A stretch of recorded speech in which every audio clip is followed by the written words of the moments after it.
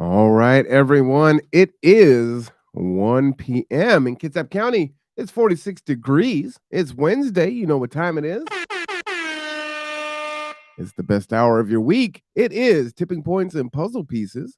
I wanted to change up our little intro, music there and kind of remind me of I don't know, Episcopalian church organs. We might need something a little bit more upbeat next time. There's nothing wrong with the Episcopalian church organs, but it just seemed kind of dour. I don't know if the conversation is going to get dour today. The conversation goes all over the place. But it's always a good time. It's very informative and educational, and or as they may call it, edutainment. So without further ado, I must bring our captain of Trivial Pursuit. I don't know if he is a Trivial Pursuit player, but I think that he has a bunch of knowledge and probably has a lot of facts and stats that most people have no idea about.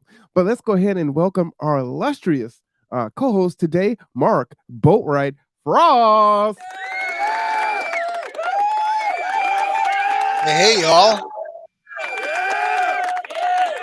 All right, how are you doing today? I'm kind of all over the place today, as you said in the intro. I have a lot to talk about today and a lot of different subjects because there's a lot going on in our world right now. I mean, we stay away from politics, but no one can be unaware of all of the political things, nonsense and shenanigans that have been going on the last few days. But there's something really important that's happened, and I think that it's something we should have a few minutes to talk about here. Did you say that we stay We away from politics? we actually do. We don't talk about politicians very much. We don't talk about policy very much, and Hmm. that's from choice Oh, okay. because a lot of what we do with resilient ecosystems and the Kitsap Resiliency Project is bring people together to solve You know, problems. you know I'll give you that because I think what gets kind of lost in the sauce is people can politicize anything, right? And so some things it's not a thing about politics. We're just having a discussion. So Yeah, I stand corrected. I got one more question for you. Is it sure. confirmed? Are you a Trivial Pursuit master, I'm pretty good at it, but I wouldn't call myself a master. but not a novice? Not a novice. And of course, like anything, it depends on the category. Some things I'm way smarter at than others. All You right. start talking to me about 56 sitcoms, and I'm kind of out of that. 50 So sitcoms. Yeah, I'd be out of that yeah, too. I wasn't around in the 50s. yeah, I was sort of around in it, but I don't remember any of it. And those brain cells are buried under a whole bunch of dirt. So Wow. anyway, So so go ahead, do this thing. I want to say, we passed a landmark this week, actually yesterday. The world population has hit 8 billion people. 8 billion. It's just, okay, Bill Gates has got more money than that, but we have 8 billion people on this planet with us as of yesterday. And that was a landmark that was coming for a while. And I want to share a couple of pictures with you that say the same thing, but say it radically differently. And I'd like Marwan to show this one right here. Yeah, this one here. That shows from the 1950s till this is 2050 the projections of population growth. And I will say that the projection a couple of years ago of hitting 8 billion wasn't for another 2 years. We've actually come in early and have hit 8 billion people. Question, always arises, can we feed that many people? What do we do with 8 billion people? And doesn't this chart look like a lovely standard growth chart that's just kind of like, a projected chart? Now I'm going to have Marwan put the other chart up. It does. And just for context, but this is 1950 to when? 20, because it's a little bit 2050, 2050. I think. Okay. All right. So here's the next chart. Okay, so this is the population growth from 1300 to 2000. Looks a little different, doesn't it? not quite so gradual growth. Mm-hmm. So about the time of the Industrial Revolution, we started producing lots and lots and lots of people. And we're at 8 billion now. To give context, when I was born, we were at about 2.7 billion people. So 65 years later, we're at 8 billion people. So in It's not a 65 years, gradual 65 we years, more it's than doubled. tripled. Wow. Wow. We hit 10 in this century, we have multiplied by 5.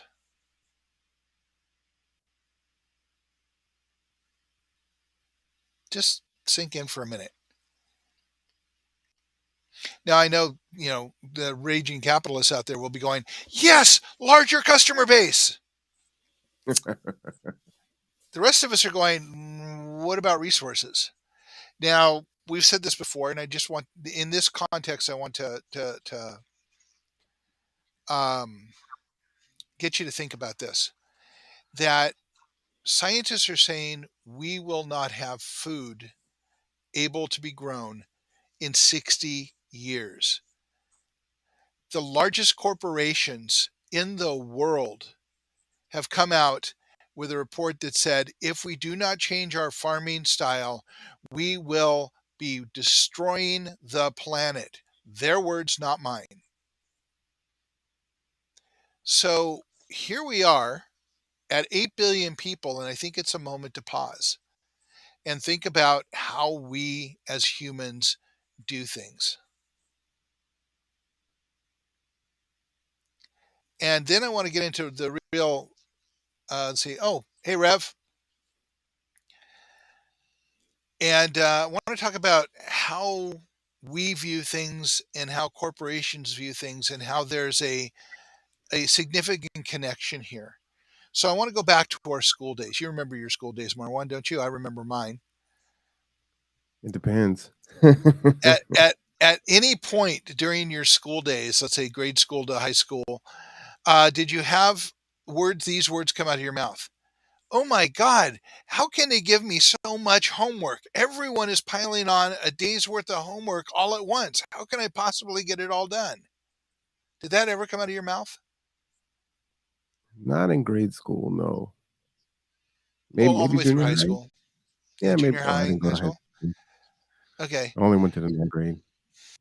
So, Wow. from my point of view, we were looking at it going, wow, how can they possibly think we can complete all of this work in one night? Mm. So, now I'm going to give you the context for the day's discussion. Oh, okay. Everybody thinks they're the only one doing it. Now, I was thinking in high school that they must all be together knowing, talking about this, and there must be some way for us to do this because I accept that the system understands understands the needs of the kids and was giving us the right information and was and this was all for a reason to improve us. I'm not that naive anymore, folks. But at that point, it was overwhelming. There was no way I could get all of the homework done, especially with athletics. There was just no way I could get it done. Mhm. As we go through life, I've learned, yeah, they were all looking at it from their own lens and their own needs and their own criteria. And they weren't thinking about the student, they were thinking about the process.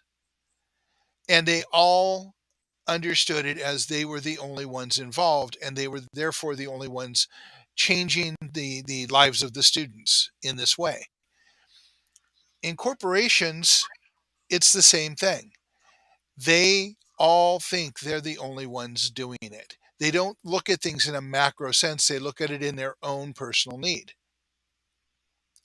So when I was in Silicon Valley, I was in a meeting with a corporation who I won't name, and they came in and did a presentation to us. And their presentation was that we expect all of our subscribers to pay $200 a month. Nowhere at any time did they talk about the service those subscribers would be getting, or the offerings the of content those providers would be getting, or the product those providers would, or those customers would be getting. Only the dollar amount. I want you to think about that for a minute. That predominantly corporations focus on dollars. They don't think about offerings, and they certainly don't think about the customers. Anyone who's spent time on customer service in the last couple of years will understand they don't think about customers. So when you think about that, and you think about corporations that way, and we can go in and talk about when CEOs started being bonused on stock to a much greater degree than their salaries. Stock became the product of most of the corporation of the publicly traded corporations, and the focus of corporations changed from providing products to customers to creating revenue streams for shareholders. And that's pretty much what all of the product is in most corporations these days. There are variations, so don't please jump on the line on the thing and saying, "Well, you're wrong." This example, yes, I give you. There are examples of corporations that don't do that, but the majority of them do. So when we look at that, and they all think they're the only ones doing it because they're all in their own little bubbles. Just like in most situations, we think of what we do as irrelevant to the larger picture. So here's the punchline. It isn't irrelevant to the larger picture. And I'm going to start with a non-environmental, non-world destroying discussion about that. Marwan and I run nonprofits. We work every day trying to make things work with too little money and too many people in need. And Marwan more than even I, because we don't provide the services that Marwan provides. So we have to deal with corporate entities that provide services to us: internet, phones, electricity, all of the things that a company needs to survive and to thrive. So we just got hit with an increase in one of our services without any warning. They just said, "Oh, we're going to raise it 30%." I can tell you that G2 also got hit by the same company with a 30% increase in fees for going forward. This is something we can't prepare for. This just happens. And they think they're the only one doing it, but we got hit in the last month and a half. We've gotten hit 4 times with significant increases in costs of doing business with corporations. Now, none of them gave us any warning that this was coming. And all of them are only paying attention to their own bubble. So let's look at this in macro now. One of them is fine. 4 of them might make it so that we couldn't do operations moving forward. Is fuel one of those? It hasn't been, but I can tell you that Oh, it eased up, but it was hard yeah, there for it was. okay, But call it. It these are got really these are high. core business. Yeah, these are core business services, and they're increasing the cost without consulting with with their clients, and just treating us like income streams that we are, as opposed to customers who should be getting quality service and be partners in their growth, which is how business Mm. was supposed to be, and it is supposed to be done. And that's a lot of us still think it should be done, and much to our surprise, it is not done that way. So now let's talk about more macro. If Marwan's company ceases to function because it has been costed out by increasing fees from doing their services, then hundreds of other people are now impacted. Food will not be delivered. People will not be transported where they need to be. And I want to bring up that tomorrow the weather report says it's going to be 30 degrees tomorrow night and Saturday and Friday and Saturday, which means the cold weather shelters are going to be opening for homeless people. And G2 delivers homeless people to cold weather shelters so they don't freeze to death. There are hundreds of people relying on G2 to provide services. And if corporations drive them out of business by upping their fees without regard to the customer, or without even informing the customer, you end up with a problem for hundreds and hundreds of people, not just the business.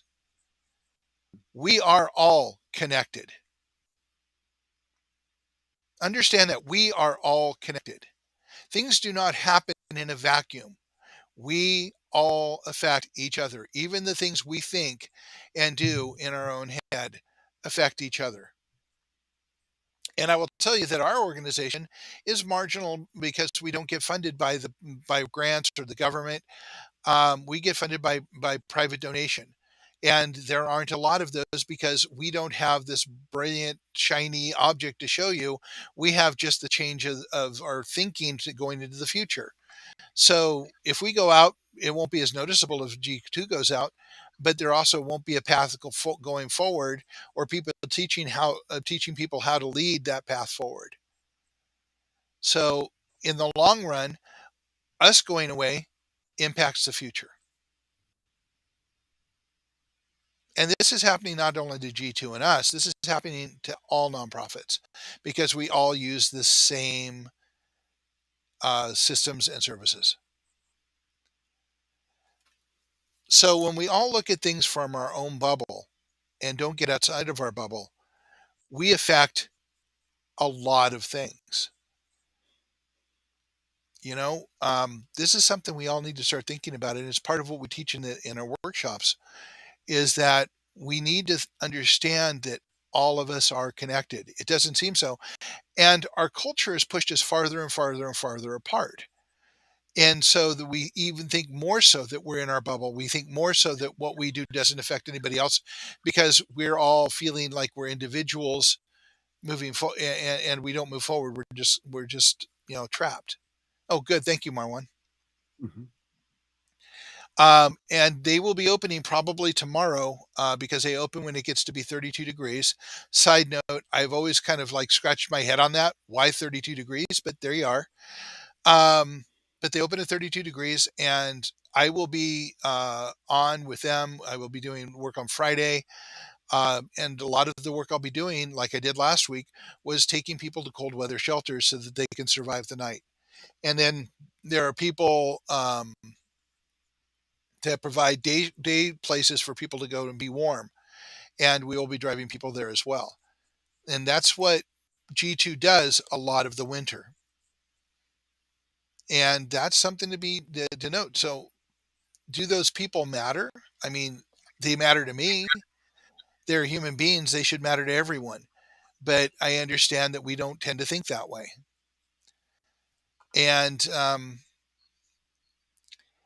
it would be nice if we could come together and start creating the change we need to see in the world. Thank you, Gandhi.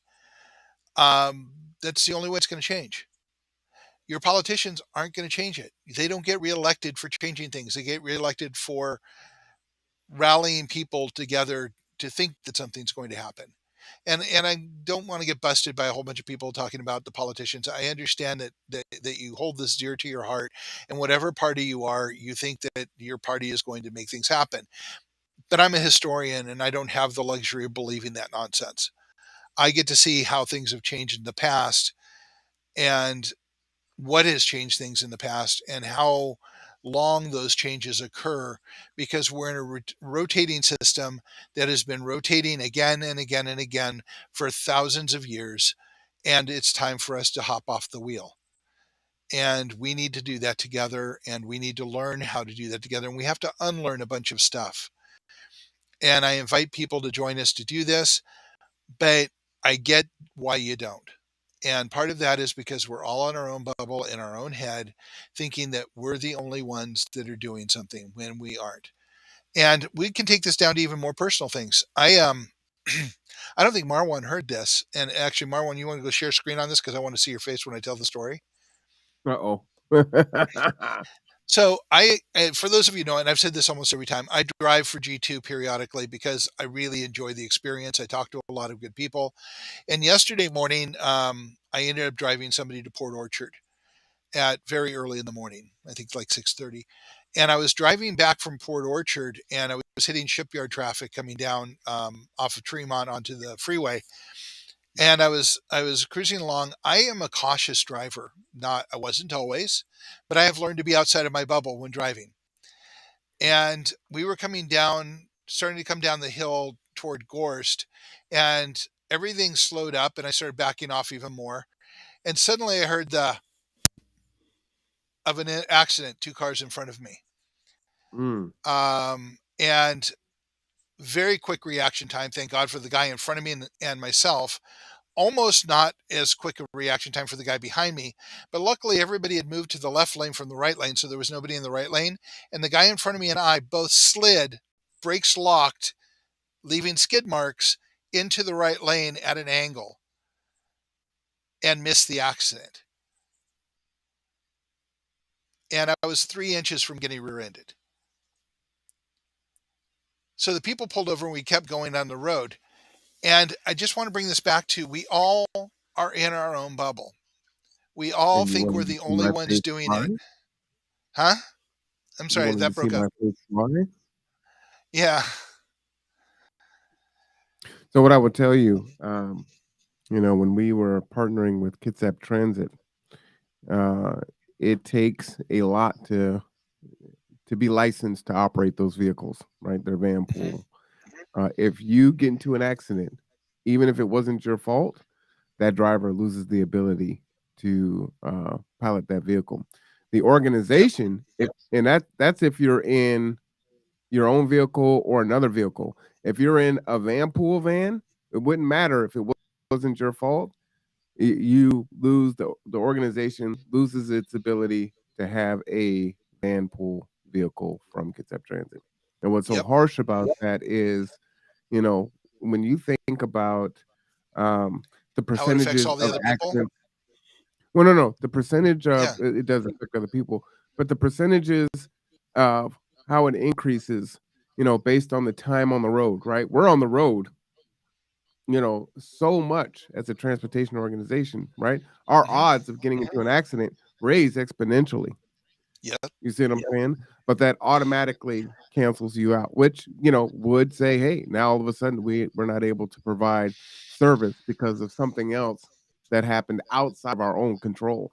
And I think that is one of the Yep. issues that we have in, our society, and a critique to Kitsap Transit, and other agencies, right? It's like, okay, we talk about the cost of doing business, right? In business, there are risks, um, Hmm. but the risk, the consequence shouldn't be so dire that if a person is doing everything right and something happens, they lose their ability to operate, right? That's not fair. It's not helpful. And there are a lot of things that are set up like this in society that kind of keep us from moving in a positive direction. Which brings me back to the point is everything's connected.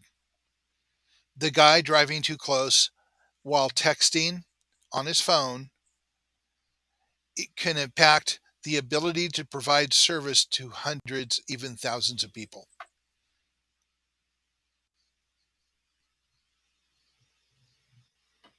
Well, even more than that, right? 'Cause we Yeah. provide. I can't remember what our ride list was. We do 5,000 rides. Let me not quote that. It is in the thousands though. Yeah. It's a lot of rides, a So lot of we have individuals. we have a situation where we have people who are thinking, I can text while driving and I do just fine. I can text while driving while tailgating and do just fine until you Put don't. on makeup, Huh? have your dog in your lap. Yeah. It's a lot of Putting on like, we makeup. see a lot of crazy things while on the road. And so everybody's thinking they're the only one doing it and they're getting away with it. So let's say that again, getting away with it. Odds are you're not going to get away with it forever. You just aren't. When the consequences are dire, ask you to start out. If it's just about you, ask yourself, what am I going to do without my car while it's being repaired, if it can be repaired? And I will tell you, the guy that rear-ended the other guy, his front end of his car was toast.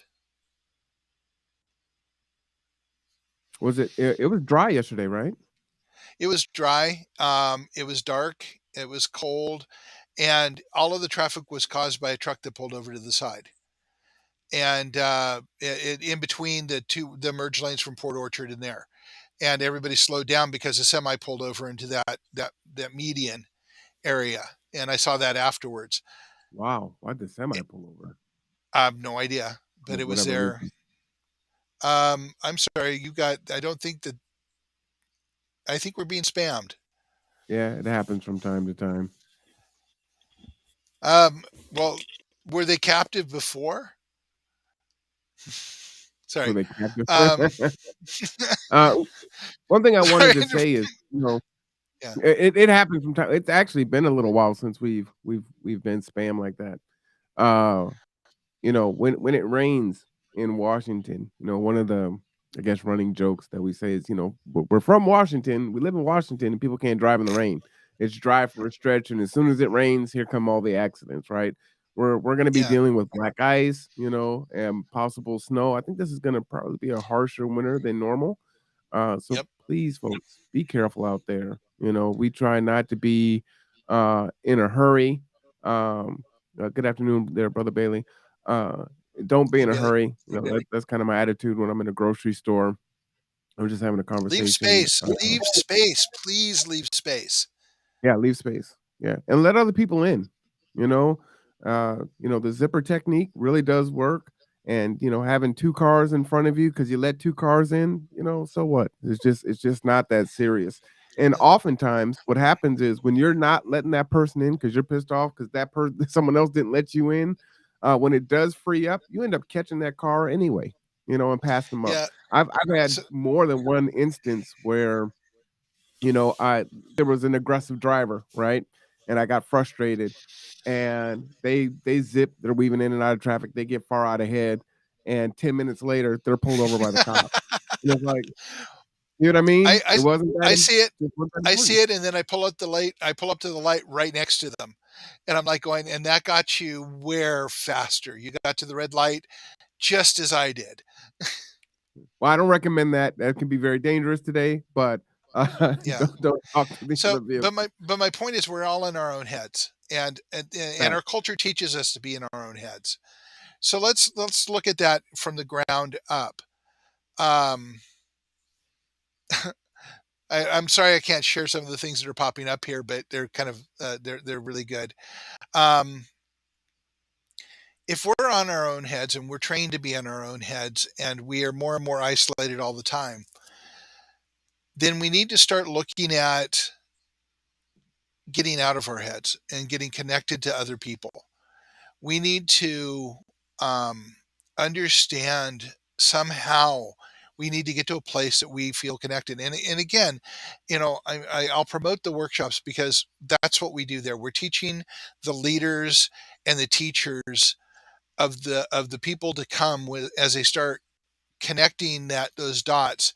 We need people other than just me to understand the process, understand the change that has to happen, to be able to engage in those conversations. And from just a basic point, no one person can say it in a way that many people will accept it because we are all different. And we all have our different filters. We all have our different understandings of how life works. We have come to a point where we can't even hear other people because of our filters. We can hear what we think they say, but we can't hear what they say. And almost every seminar I've attended on how to communicate better says, play back to the person what you think you've heard, and then find out where you're not hearing. And Mhm. that's something we all need to do, and that's something that has to be learned because none of our experience has taught that to us unless you've gone through classes like that, and even they don't go far enough because they're pretty general. We need to start talking to each other and coming together on a grassroots level and talking about human needs because we don't have a working social contract. And we can go through that in graphic detail, from starting from the fact that the Supreme Court a few years ago said that the police aren't really required to protect the public safety. Crazy, right? Yeah, so we need to start. understanding that the things we accept as real may not be real. And we need to start coming together and figuring that out. And if you think that you don't have anything to bring to the table, guess again. You have a lifetime of experience and opinions. And even if we don't agree, we can find a place of commonality. Mm. I've often said, the commonality may be my grandmother's and your grandmother's lemonade recipe. It doesn't matter. If we can come to a place of commonality, we can build trust and have open conversation and find solutions. If you don't think you have anything to bring to the table, you do. Listen and you ask questions, because your question may trigger something that will create a whole new path. So, and if nothing else, you'll meet new people and have new experiences. And that is vital to all of us. We are in this together, even if we don't believe it. And if we aren't in this together figuring out the solutions, we won't be in it together, and the earth will go on without us and we'll be fine. I've said this before. Scientists have said in 400 years without mankind, there will be no sign that we existed, or very little sign that we existed. And I don't know about anybody else out there, but I have a 25-year-old daughter that is my reason for doing this every day. And that's something we have to think about. Our children. 8 billion people on the planet, a lot of them children. What does their future look like? There's a lot of things we can figure out, but we have to figure it out together. And you notice I'm not talking about, the UN or COP27 or politicians, because all we have to do is read the news to understand that that's not going to happen. And we aren't going to be able to elect a leader or a ruler or whatever that's going to make it happen either, because they will have been trained by our culture the same way we have been trained by our culture. And it's going to be us holding each other accountable, having discussions, and learning from each other that is going to make this change. There's no other way to do it. And trust me, I say no other way. I don't believe in a one right way. But the only way we can make this change is together. So that's the way that this cookie crumbles.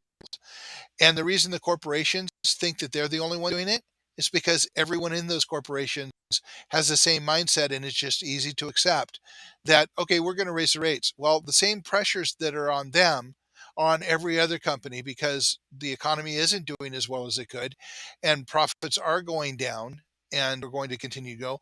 And I can't wait to see what Christmas brings this year, because homelessness is increasing, and homeless people don't go out and buy a whole bunch of gifts. People who don't have money to pay rent aren't going to go out and buy gifts, and rent's going up all over the country.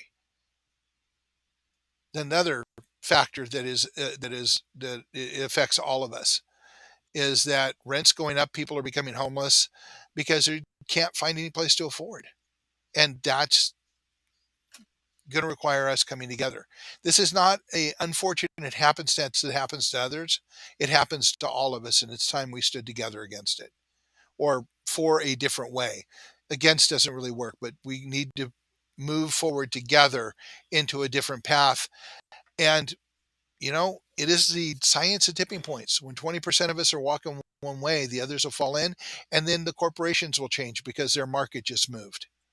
And real estate people will change because they're not going to be selling homes the same way. And government will start regulating the way they need to regulate these people, because the people will not stand for it if they do not. And then we can get climate action, because we will be thinking about it together.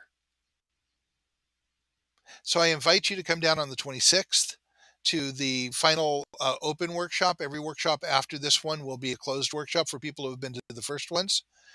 Um, and join us in the conversation. That's, that, I can only invite, I can't make you do it. But pretty soon, in the very next 10 years, it's going to get kind of dire. Food prices are going to continue to rise. Um, the quality of things are going to keep dropping. And, when we most depend on it, it will fail on us because they need us to buy more. And that's just a reality. That's the life we live in.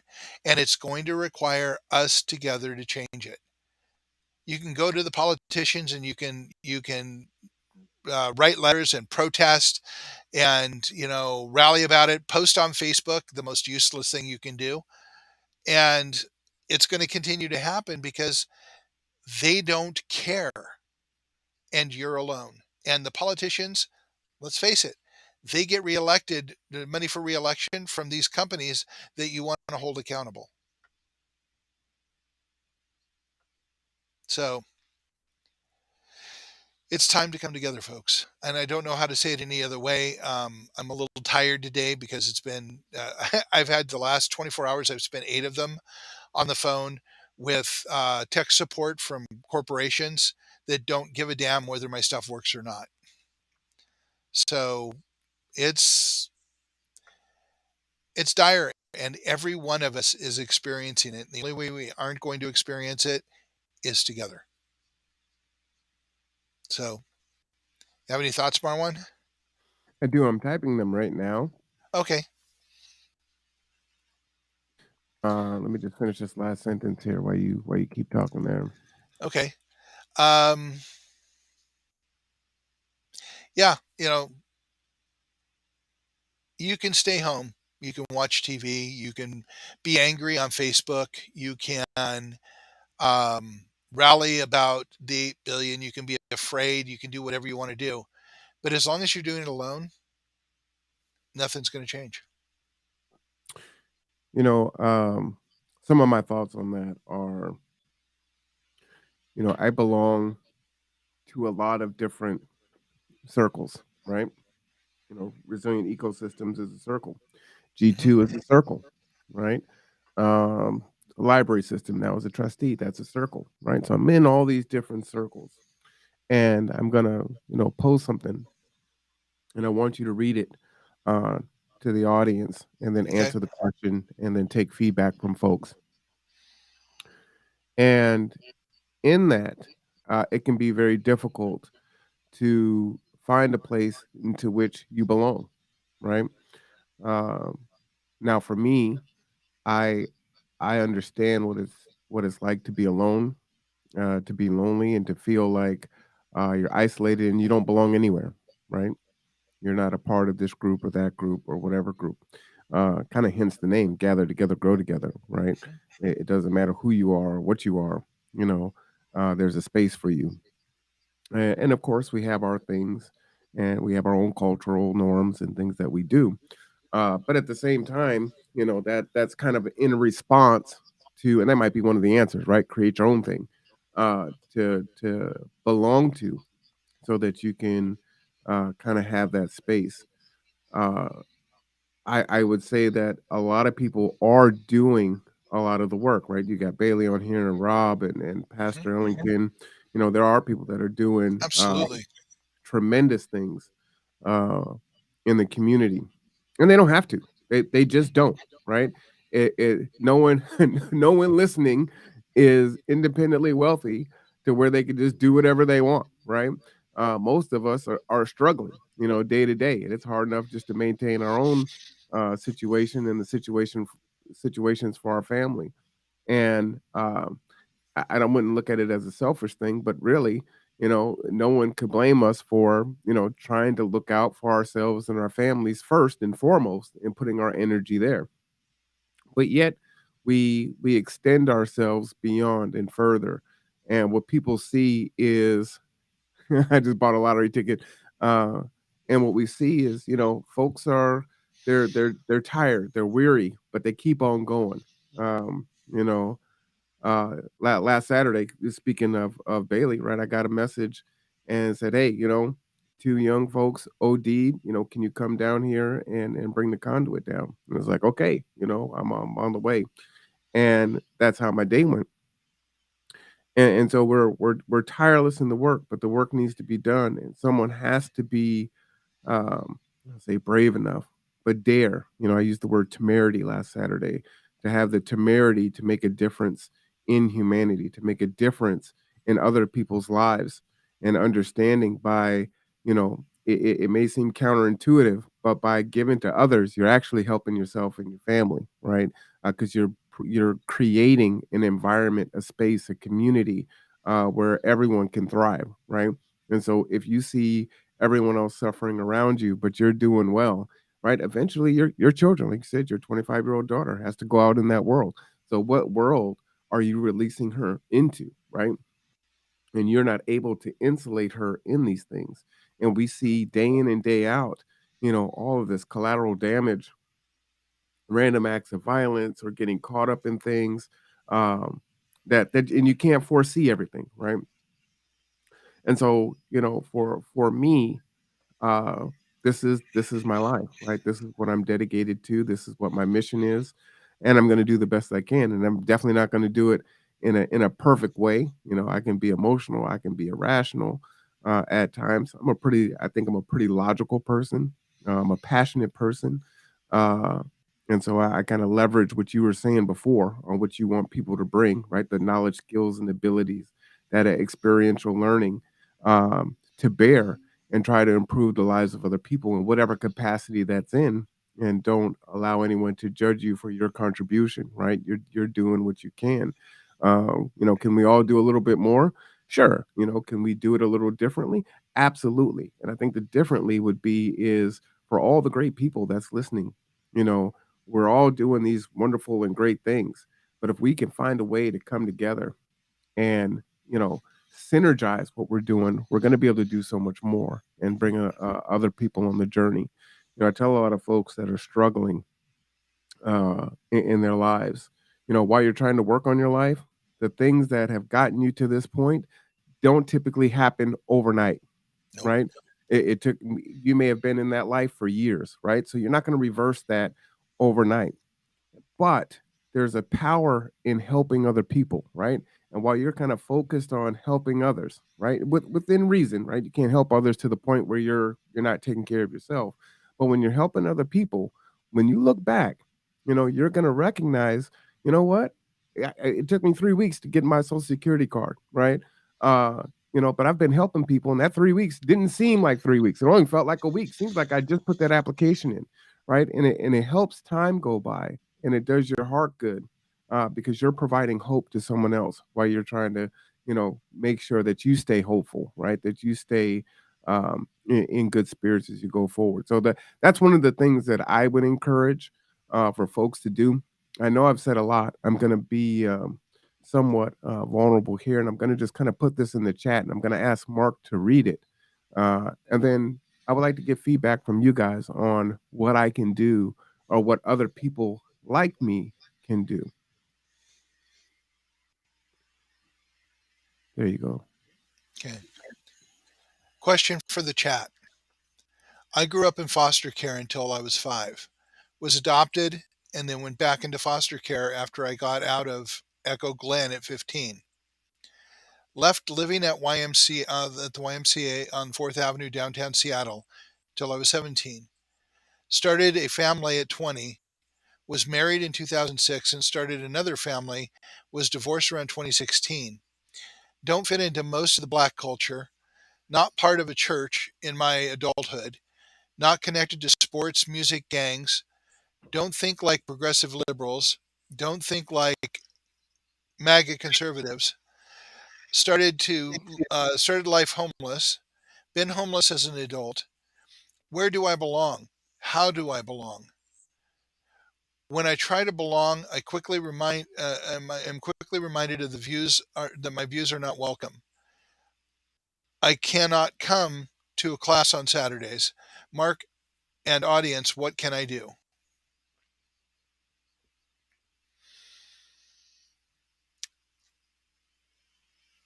Well, first of all, you sat through a earlier version of the workshops as you filmed them all, for which I will be eternally grateful.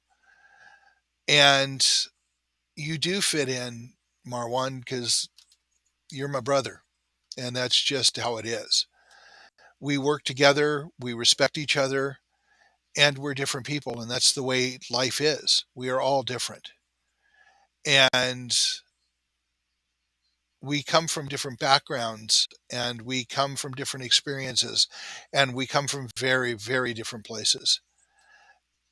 And it's that strength of the differences that brings us together and makes us powerful. Alone, I am the sum of the knowledge that I contain. I am not the sum of all knowledge. And understanding this makes me welcome those of different points of view into my life. Um, the only things I don't respect and have trouble with are divisiveness for divisiveness sake, and for no purpose but hate and self empowerment. But if you come with an open heart and you um, are willing to have open conversations and seek commonality together, I think that's the way that life grows, and I think that's how we come together. And in fairness, Marwan's heard a lot of what I teach. I've varied it and brought it into different places, but into different ways of presenting it because you have to. You have to talk to people in different ways. But I also don't fit into any one group. I never have. I was an athlete. Um, I was a member of several churches in my time. I have tried to be parts of different communities. I was part of the Society of Creative Anachronism. I did Renaissance fairs. I've done historical reenactments. I'm engaged in a lot of things, but I was never part of any community. And I think part of it is because the community doesn't, the communities I tried to be part of, and this is, of course, not speaking about any other communities except those in my experience, were around very specific things and not around people. And about our shared humanity. And I don't think that that's something that we do easily because it's something that um, we aren't taught. We aren't taught how to connect with each other. We're taught a series of information and data, but we don't see how the dots connect. We don't see how we connect. We are told that we don't we shouldn't like each other, trust each other because of our skin color, our age, our gender fluidity, our religion, our whatever the billions of different things that we have to other each other on. And that is just to keep us apart and keep us from talking to each other. Our natural state as human beings is to connect. And it's time we remember that. It is time we exercise those muscles and learn how to find commonality because we have far more in common as human beings than we have different. Our differences are cultural and experiential, and those are the things that bring beauty to a relationship. And that's what we're looking to build. And I wish it was easy. I wish I could just wave a magic wand and say, we will all connect and understand each other. That's not the way it works. And Marwan, I mean, you are my brother. You are. We work together, we respect each other, and we are so very different. And part of it is because we have dedicated ourselves to spending the time to listen to each other, to find our commonality. And we found the commonality in the work that we do. And our approaches are vastly different. And that is as it should be, because with different approaches, you have greater outcomes. Thank you, Bailey. And I will accept a hug from you at any time. And that's just how we have to be. And I can't say it anymore. We need to come together. I teach the workshops because I have an inkling, a small fraction of an understanding of how this works. And I can tell you how we got here. That's the starting point. That's what I'm working on this week, on the 26th. After that, we will be talking about successful grassroots networks and how they're developed. We will be training people on how to go back to their communities and start developing conversations. without triggering cognitive dissonance, and get people to actually start talking to each other for their own common good in their neighborhoods. And this is not an overnight thing. When we started Resilient Ecosystems, we set a decade aside to even get traction. But time's running out, folks. We aren't going to have very much longer. And if we don't come together, we aren't going to be here. And you can believe me or not, but science pretty much backs up what I'm saying. And we need to find a way to accept each other and find commonality. So that's where we are, and that's where we have to be. And this whole show that we've been doing is about understanding what goes on in our life, what goes on from us human all the way up to the corporations and how they mirror each other, and how our lives are being degraded and how humanity is being degraded by it. And the only way forward is together. And we have to figure that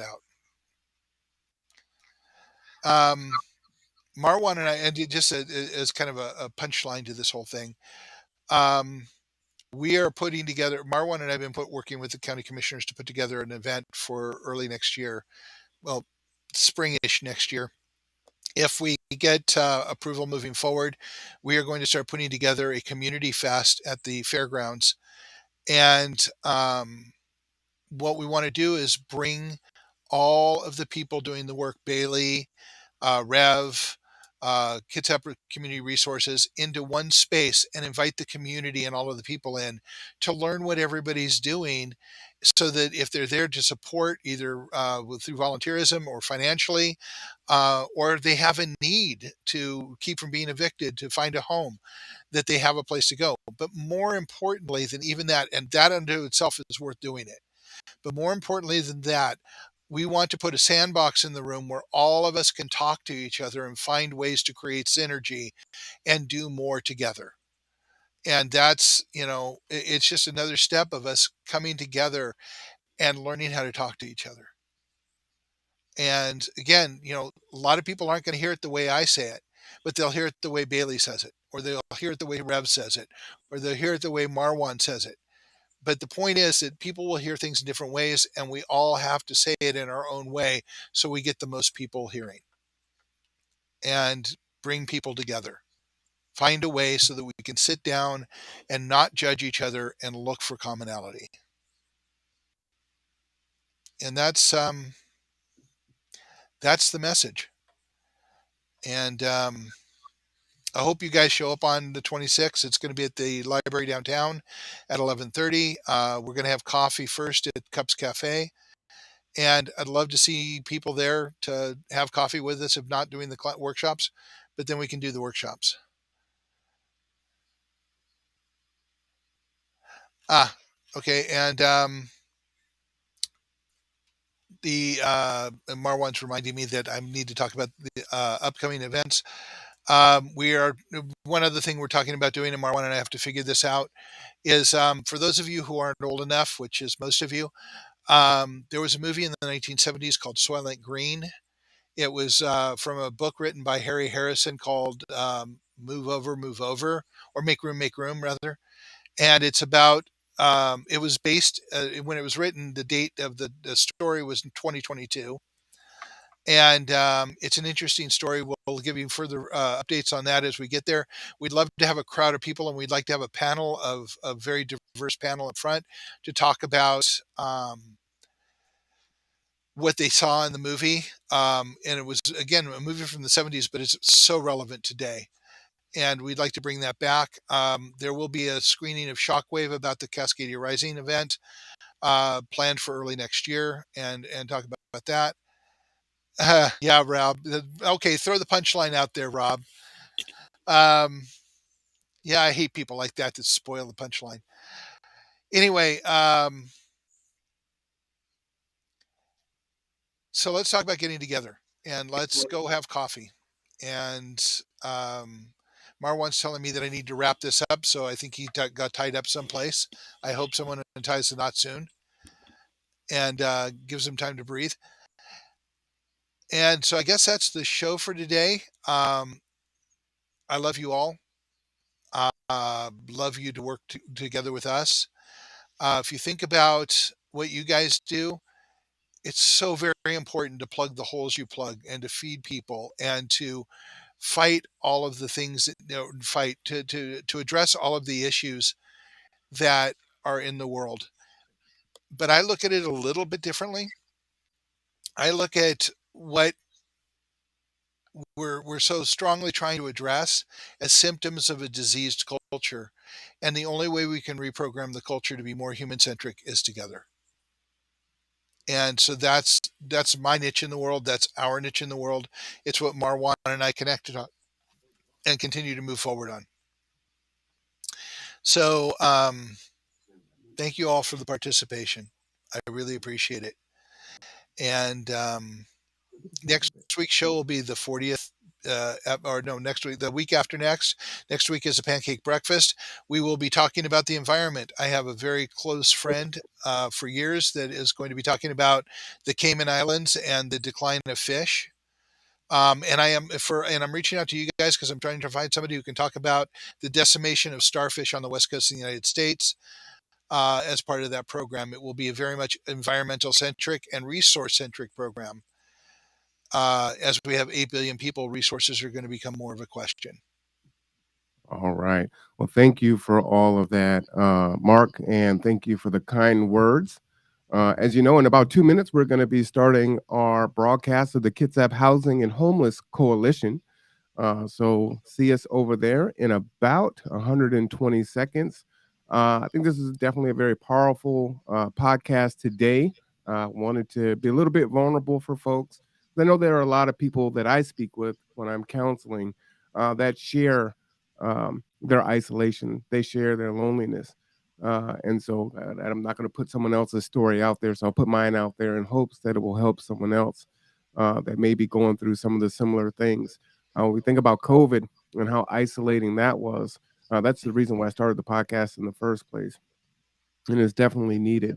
Mental health is definitely a crisis in this country, as well as some other things. And so we're just trying to find our way to do our part to try to restore our community in any ways that we can, whether that's transportation, food, conversation, elevating voices, whatever that looks like. So, By Mark, I gathering appreciate together. you.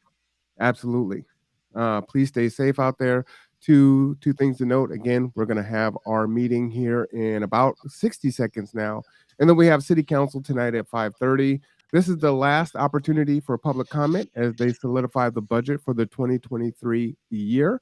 So please tune in and make your public comment. We will be airing that live, and that is it. I'm going to end it now because I need to get over to the other side and start the show. Well, hold on. I want to Um, have a discussion. No, I'm kidding.